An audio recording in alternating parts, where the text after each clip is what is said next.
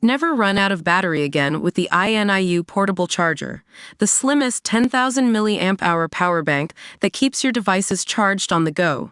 Stay powered up wherever you go. Click the link in the video description to shop now on Amazon. Sitting hooded with a red target on his chest. Witness reveals shock details of Brad Sigmon's firing squad execution. A witness has recalled the shocking details of Brad Sigmon's firing squad execution, revealing that the killing is etched in his mind. Sigmon, 67, was the first person to choose execution by firing squad in 15 years, and faced his lethal punishment on Friday night in front of several witnesses.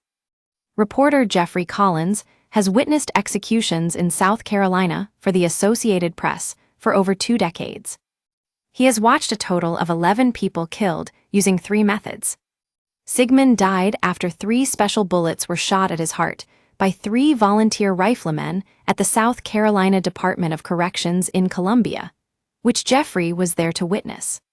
The criminal was convicted of beating to death with a baseball bat his ex-girlfriend's parents, David and Gladys Lark, at their Taylor's home in 2001.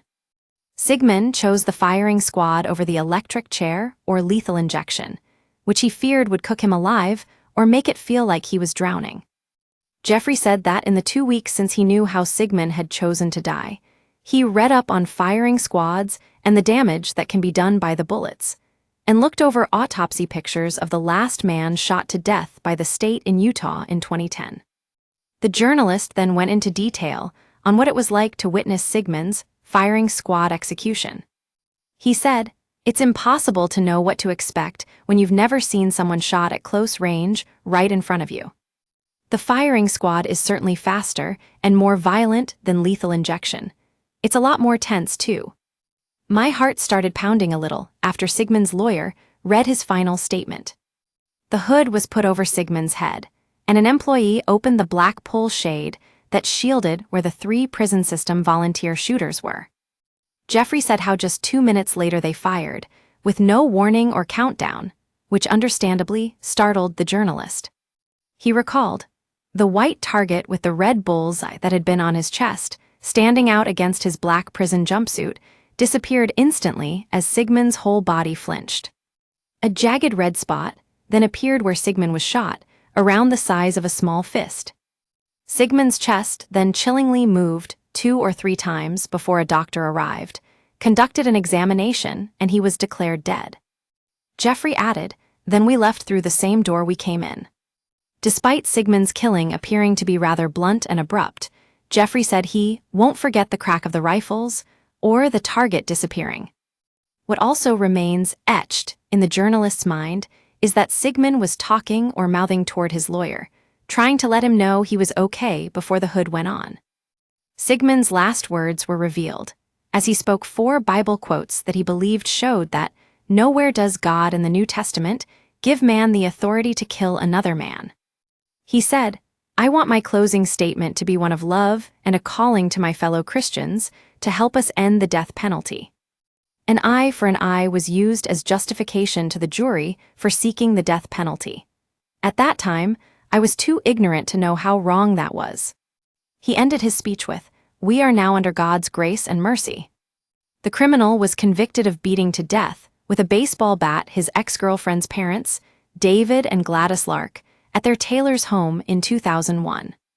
Sigmon made a last gasp for life on Wednesday when he pleaded with the Supreme Court to halt his execution.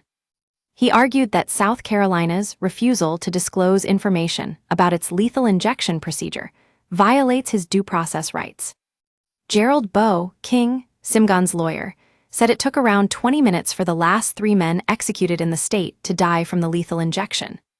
He said Sigmon faced an impossible choice between bullets that will break the bones in his chest and destroy his heart, and having his lungs filling with blood and fluid after the injection. Bo also said Sigmon avoided the chair because he feared it would burn and cook him alive. A group of protesters holding signs with messages such as "All life is precious" and "Execute justice, not people," gathered outside the prison before Sigmon's execution. Sigmon pulped the couple in April 2001, just a week after breaking up with their daughter, Rebecca Barber. I want my closing statement to be one of love and a calling to my fellow Christians to help us end the death penalty. An eye for an eye was used as justification to the jury for seeking the death penalty. At that time, I was too ignorant to know how wrong that was. Why? Because we no longer live under the Old Testament law, but now live under the New Testament.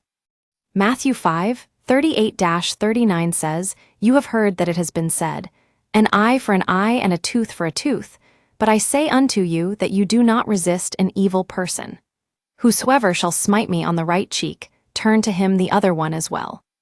Romans 6:14. "For sin shall not have dominion over you, for you are no longer under the law but under grace." Nowhere does God in the New Testament give man the authority to kill another man. That is why the Bible is divided into the Old Testament and the New Testament. Remember the words of Jesus, John 7:19, "Did not Moses give you the law? Yet none of you keep with the law." We are now under God's grace and mercy. He and Rebecca had been in a relationship for around 3 years, living in a trailer park near David and Gladys's home. After a night of crack cocaine and drinking, Sigmon told a friend he was going to get Becky for leaving him and would tie her parents up, according to court documents. When Rebecca took her kids to school, Sigmon showed up at her parents' house armed with a baseball bat. He bludgeoned them alternately, striking each 9 times over the head. David's skull was almost broken in two, the court heard during the 2002 trial. Sigmon then stole David's gun and waiting for Rebecca to get back.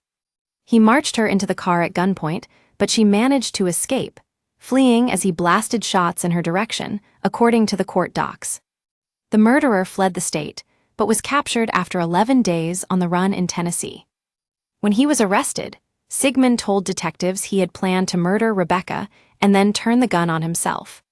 He said, "I couldn't have her. I wasn't going to let anybody else have her,"